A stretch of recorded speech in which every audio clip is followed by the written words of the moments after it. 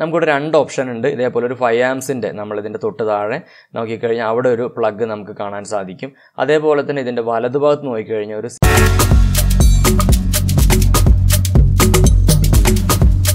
നമസ്കാരം. നമ്മുടെ നാട്ടിൽ പെട്രോളിൻ്റെ വില 100 രൂപ ക്രോസ് ചെയ്തപ്പോൾ നമ്മളെല്ലാവരും മനസ്സുകൊണ്ട് വിചാരിച്ച ഒരു കാര്യമുണ്ട്, ഒരു ഇലക്ട്രിക് സ്കൂട്ടർ ഉണ്ടായിരുന്നെങ്കിൽ, അല്ലെങ്കിൽ ഒരു ഇലക്ട്രിക് കാർ ഉണ്ടായിരുന്നെങ്കിൽ അല്ലേ. കാരണം പെട്രോളിൻ്റെ വില ഇങ്ങനെ 100 ക്രോസ് ചെയ്യുമ്പോൾ ഒരു ഇലക്ട്രിക് വെഹിക്കിൾ നമ്മുടെ കയ്യിലുണ്ടെന്നുണ്ടെങ്കിൽ നമുക്ക് ആ ഭാഗത്തേക്ക് ചിന്തിക്കേണ്ട കാര്യമില്ല.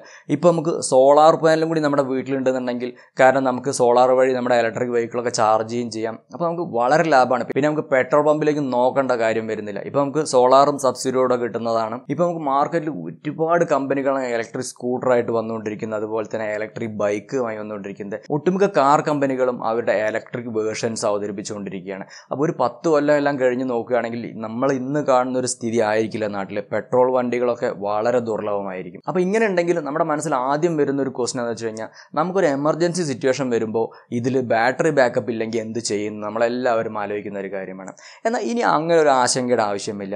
നമ്മുടെ KSEB നമ്മുടെ കോഴിക്കോടുള്ള ഒരു ChargeMOD എന്നുള്ള ഒരു കമ്പനിയും ടൈപ്പായി കേരളത്തിലെ ഒട്ടുമിക്ക സ്ഥലങ്ങളിലും ചാർജിങ് സ്റ്റേഷൻ പബ്ലിക്കിന് അവൈലബിൾ ആണ്. അതായത് പെട്രോൾ ബങ്ക് പോലെ തന്നെ നമുക്ക് കാശ് കൊടുത്ത് ഉപയോഗിക്കാൻ പറ്റുന്ന ചാർജിങ് സ്റ്റേഷൻസ് നമുക്ക് അവൈലബിൾ ആണ്. അപ്പോൾ ഇന്നത്തെ വീഡിയോയിൽ ഞാൻ പറയാൻ പോകുന്നത് ആ ചാർജിങ് സ്റ്റേഷൻസ് എങ്ങനെയാണ് ഉപയോഗിക്കുക എന്നതിനെ കുറിച്ചാണ്. നമുക്കത് വളരെ സിമ്പിളായിട്ട് ഉപയോഗിക്കാം. കാരണം നമ്മുടെ മൊബൈൽ നമ്മൾ റീചാർജ് ചെയ്ത് വെക്കുന്നത് പോലെ നമുക്ക് 1 മാസത്തിന് വേണ്ടിയിട്ടോ 2 മാസത്തിന് വേണ്ടിയിട്ടോ അല്ലെങ്കിൽ ഒരു വർഷത്തിന് വേണ്ടിയിട്ടോ നമുക്ക് ഒരു ചെറിയ പാക്ക് അത് വാലിഡിറ്റി, അതായത് നമുക്ക് റീചാർജ് ചെയ്ത് വെക്കാം, അത് നമുക്ക് ടോപ്പ് അപ്പ് ചെയ്യാം. അപ്പോൾ ഇന്നത്തെ വീഡിയോയിൽ എങ്ങനെയാണ് ഈ ഒരു സോഫ്റ്റ്വെയർ വർക്ക് ചെയ്യുന്നത്, അല്ലെങ്കിൽ ഈ ഒരു ഡിവൈസിൽ എങ്ങനെയാണ് നമ്മൾ ചാർജ് ചെയ്യുക എന്നതിനെക്കുറിച്ച് ഞാനൊന്ന് പറഞ്ഞു തരാം. ഫസ്റ്റ് നമ്മൾ നമ്മുടെ മൊബൈലിൽ പ്ലേ സ്റ്റോർ നോക്കിക്കഴിഞ്ഞാൽ ChargeMOD എന്നുള്ളൊരു ആപ്ലിക്കേഷൻ, ഈ ഒരു ആപ്ലിക്കേഷൻ നമ്മൾ ഇൻസ്റ്റാൾ ചെയ്യണം. അത് നമ്മൾ ആൻഡ്രോയിഡ് ഫോൺ ആണെങ്കിലും ഐഫോൺ ആണെങ്കിലും നമുക്ക് ഈ ഒരു ആപ്ലിക്കേഷൻ അവൈലബിൾ ആണ്. നമുക്ക് ആദ്യം ഈ ഒരു ആപ്ലിക്കേഷൻ ഇൻസ്റ്റാൾ ചെയ്യാം. ഓക്കെ, ഇവിടെ നമ്മൾ ഒരു അക്കൗണ്ട് ക്രിയേറ്റ് ചെയ്യണം. ആദ്യമായിട്ട് യൂസ് ചെയ്യുന്ന ഇതാവുന്നതുകൊണ്ട് അതിന് ശേഷമാണ് നമ്മൾ ലോഗിൻ ചെയ്യേണ്ടത്. ഇതിൻ്റെ പ്രോസസ്സ് നമുക്ക് മുകളിൽ ഇങ്ങനെ കാണാൻ സാധിക്കും, എന്തൊക്കെയാണ് ചെയ്യേണ്ടതെന്നുള്ളത്. ഞാൻ പിന്നീട് എക്സ്പ്ലെയിൻ ചെയ്യാം എങ്ങനെയാണ് ചെയ്യേണ്ടതെന്ന് ഞാൻ പറഞ്ഞുതരാം. ഫസ്റ്റ് നമുക്കൊരു അക്കൗണ്ട് ക്രിയേറ്റ് ചെയ്യാം. അതിന് നമ്മുടെ പേര്, മൊബൈൽ നമ്പർ, അതുപോലെ തന്നെ ഇമെയിൽ ID, പിന്നെ താഴെ നമ്മൾ ഒരു പാസ്വേഡും കൂടെ ഇതിനു വേണ്ടി ഉണ്ടാക്കിയെടുക്കണം. ഈ പാസ്വേഡ് നമ്മൾ ഒരു വലിയ അക്ഷരവും ചെറിയ അക്ഷരവും, ഒരു അപ്പർ കേസും ലോവർ കേസും മിക്സ് ചെയ്തിട്ട് വേണം കൊടുക്കാൻ. ഇങ്ങനെ കൊടുക്കുമ്പോൾ നമ്മുടെ മൊബൈലിലേക്ക് വരുന്ന OTP, ആ മെസ്സേജ് നമ്മൾ ഇവിടെ കൊടുക്കുക. അതിനുശേഷം നമ്മൾ സബ്മിറ്റ് ബട്ടൺ ക്ലിക്ക് ചെയ്യുക. 6861 ഇത് കൊടുത്ത് സബ്മിറ്റ് ചെയ്യുക. ഇത് നമ്മുടെ മൊബൈലിൽ ലൊക്കേഷൻ ബേസ് ചെയ്തിട്ടാണ് ഈ പ്രോഗ്രാം വർക്ക് ചെയ്യുന്നത്. ഓക്കെ, ഇത് ചെയ്തതിന് ശേഷം നമുക്ക് ഈ ChargeMOD ആപ്ലിക്കേഷൻ ഓപ്പൺ ചെയ്യാം. ഓപ്പൺ ചെയ്ത് കഴിഞ്ഞാൽ നമുക്ക് ലോഗിൻ ചെയ്യാം. നമ്മൾ നമ്മുടെ യൂസർ നെയിമും പാസ്വേഡും കൊടുത്ത് നമുക്ക് ലോഗിൻ ചെയ്യാവുന്നതാണ്. ലൊക്കേഷൻ നമ്മൾ ഓൺ ആയിരിക്കണം. ഇത് എടുക്കുമ്പോൾ പ്രത്യേകം ശ്രദ്ധിക്കുക, കാരണം ലൊക്കേഷൻ ബേസ് ചെയ്തിട്ടാണ് വർക്ക് ചെയ്യുന്നത്. അപ്പോൾ നമ്മൾ മൊബൈൽ നമ്പർ കൊടുക്കുക, അതുപോലെ തന്നെ പാസ്വേഡ് കൊടുത്ത് വന്നു കഴിഞ്ഞാൽ ഇതേപോലൊരു സ്ക്രീനായിരിക്കും നമുക്ക് ആദ്യം തന്നെ കാണിക്കുന്നത്. ഇവിടെ നമുക്ക് ഏറ്റവും താഴെ നോക്കുകയാണെങ്കിൽ കാണാൻ പറ്റും നമ്മുടെ അടുത്ത്, നമ്മുടെ നിയറസ്റ്റ് ആയിട്ട് എവിടൊക്കെയാണ് ഇതുപോലെയുള്ള പ്ലഗ് പോയിന്റുകൾ ഉള്ളത് എന്നാണ് കാണിക്കുന്നത്. ഇപ്പോൾ ഇത് എളയാവൂരുള്ളത് അവൈലബിൾ അല്ല എന്ന് പറയുന്നുണ്ട്, അത്താഴക്കുന്നുള്ളത് അവൈലബിൾ ആണ്. അപ്പോൾ നമുക്കിങ്ങനെ നിയറസ്റ്റ് ആയിട്ട് എവിടെയുള്ളതെന്നുള്ളത് ഇതേപോലെ താഴെ കാണിച്ചുകൊണ്ടിരിക്കും. ഓക്കെ, ഈ താഴെ മാത്രമല്ല, നമുക്കിനി അങ്ങോട്ട് പോകാനുള്ള മാപ്പും കാര്യങ്ങളും, അതുപോലെ തന്നെ നമ്മുടെ ചുറ്റുവട്ടത്ത് എവിടെയൊക്കെ ഉണ്ട് എന്നുള്ള കാര്യങ്ങളെല്ലാം തന്നെ നമുക്ക് മുകളിലും കാണാം. അപ്പോൾ തളാപ്പിൽ നമുക്കൊരു പോയിന്റ് അവൈലബിൾ ആണ്. നമ്മുടെ ഇത് മുകളിൽ കാണുന്ന സ്ക്രീന് ഇത് നമ്മുടെ ലൊക്കേഷനാണ്. അപ്പോൾ നമ്മൾ എവിടെയാണ് നിൽക്കുന്നത് എന്നുള്ളത് കാണിച്ചു തരുന്നതാണ്. അപ്പോൾ നമ്മൾ ഈ ഒരു ബ്ലാക്ക് ഡോട്ട് പ്രസ് ചെയ്ത് കഴിഞ്ഞാൽ നമ്മളിപ്പോൾ ഏത് സ്ഥലത്താണ് നിൽക്കുന്നത് അല്ലെങ്കിൽ ഏത് റോഡിലാണ് എന്നുള്ളതിൻ്റെ കറക്റ്റായിട്ട് ലൊക്കേഷൻ കാണും. ഈ 4 പുറത്തും കാണുന്ന ഈ പോയിന്റുകളാണ് ഇത്രയും സ്ഥലങ്ങളിൽ, നമ്മുടെ നിയറസ്റ്റ് ആയിട്ട് ഇത്രയും സ്ഥലങ്ങളിൽ നമുക്കിപ്പോൾ ഈ പ്ലഗ് പോയിന്റ് അവൈലബിൾ ആണ്. നമുക്ക് ഈ റൂട്ടിലാണ് നമ്മൾ വണ്ടി ഓടിച്ച് പോകുന്നതെന്നുണ്ടെങ്കിൽ നമുക്ക് ഇതിൻ്റെ എവിടെയെങ്കിലും പോയിട്ട് നമുക്ക് ചാർജ് ചെയ്യാവുന്നതാണ്. അപ്പോൾ വളരെ ഈസിയാണ്, ഒരുപാട് ചാർജിങ് പോയിന്റുകൾ നമുക്ക് അവൈലബിൾ ആണ്.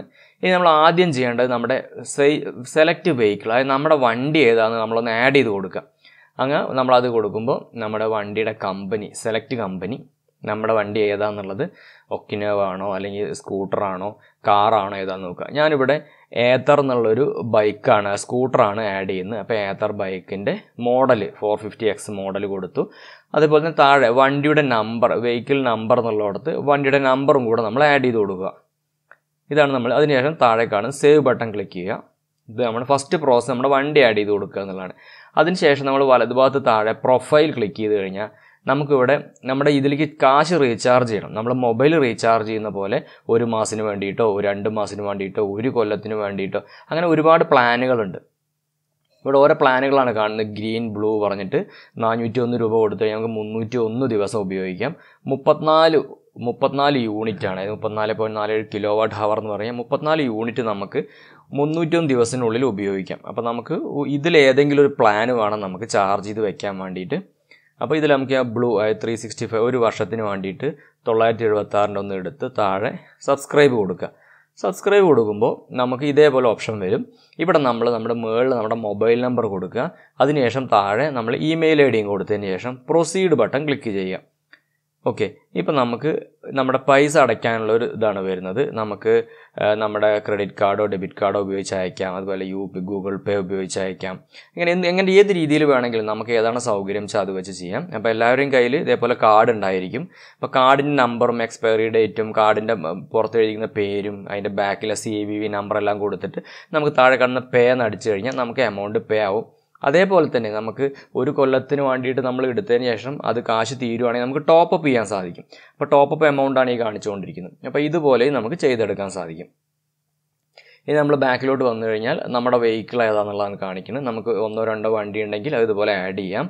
അതേപോലെ തന്നെ മൈ സ്പോട്ട് ക്ലിക്ക് ചെയ്യാം. അതുപോലെ തന്നെ ചാർജിങ് ആക്ടിവിറ്റി ഉണ്ട്. അതായത് നമ്മൾ ഏതൊക്കെ സ്പോട്ടുകളിലാണ് നമ്മൾ പോയി ചാർജ് ചെയ്തിരിക്കുന്നത്, നമ്മളിപ്പോൾ ലാസ്റ്റ് 1 മാസത്തിനുള്ളിൽ എവിടെയൊക്കെ ചാർജ് ചെയ്തു എന്നൊക്കെ നമുക്ക് ഇതേപോലെ ഈ കലണ്ടർ ക്ലിക്ക് ചെയ്ത് കഴിഞ്ഞാൽ നമുക്ക് കാണാൻ സാധിക്കും. അതായത് സ്റ്റാർട്ടിങ് ഡേറ്റ് കൊടുക്കുക, എൻഡ് ഡേറ്റ് കൊടുത്തിട്ട് നമ്മൾ താഴെ സേവ് കൊടുത്തു കഴിഞ്ഞാൽ ഇത്രയും ദിവസത്തിനുള്ളിൽ നമ്മൾ എവിടെയെങ്കിലും പോയി ചാർജ് ചെയ്തിട്ടുണ്ടോ, എത്ര യൂണിറ്റ് നമ്മൾ ചാർജ് ചെയ്തു, ഇങ്ങനെ എല്ലാ ഡീറ്റെയിൽസ് നമുക്ക് വളരെ കൃത്യമായിട്ട് തന്നെ ഈ ഒരു ആപ്ലിക്കേഷൻ നമുക്ക് കാണിച്ചു തരുന്നുണ്ട്.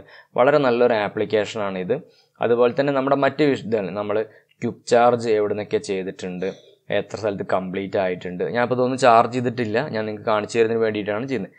ഇനി നമ്മൾ ചാർജിങ് എങ്ങനെ കാണിക്കാം. ഇതിന് നമ്മൾ ആ ഒരു ബാർകോഡ് സ്കാനർ ഓപ്പൺ ചെയ്യുകയാണ് വേണ്ടത്. അപ്പോൾ ഇതൊരു ഡിവൈസാണ്, നമ്മുടെ കണ്ണൂർ കാൾടെക്സിലുള്ള ഒരു ഡിവൈസാണിത്, ചാർജ് മോഡ്.